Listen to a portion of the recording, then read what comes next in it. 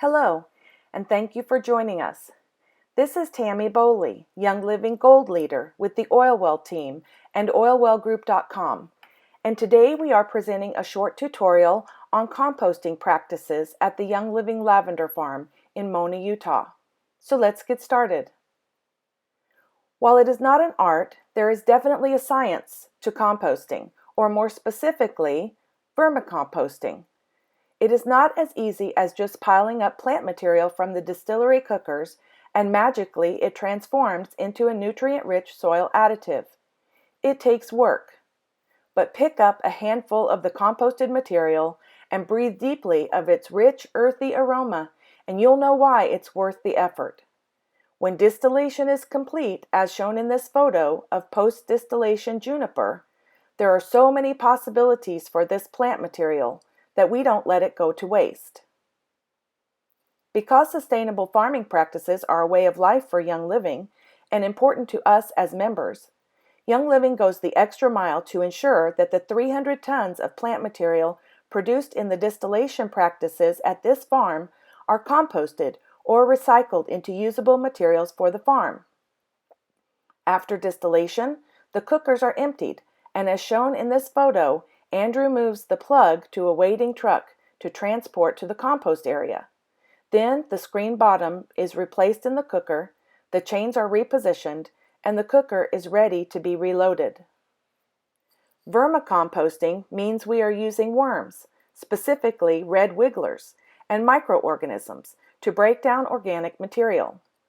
We start with a mixture of plant material, for example, lavender after the oil is extracted, and we add peat moss, cornmeal, azomite, and coffee grounds to keep the worms active.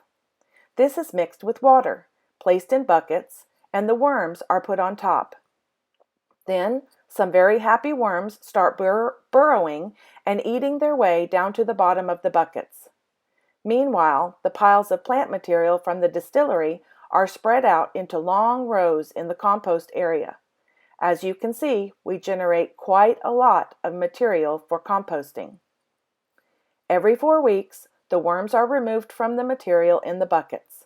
The worms are placed in new buckets with a fresh batch of food and start munching their way to the bottom again. The material containing the worm castings is placed in a vortex brewer with water and molasses.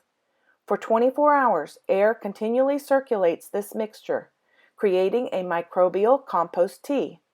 This tea is added to large water tanks and sprayed onto the compost rows to aid in decomposition. A large auger turns each row regularly, working the microbial tea and water through the plant material. As you can see, it takes quite a bit of work to keep this practice going, but it is so worth it. The temperature of the decomposing material is carefully monitored.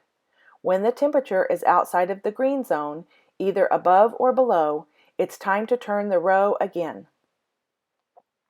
This composted material is just about ready for spring planting.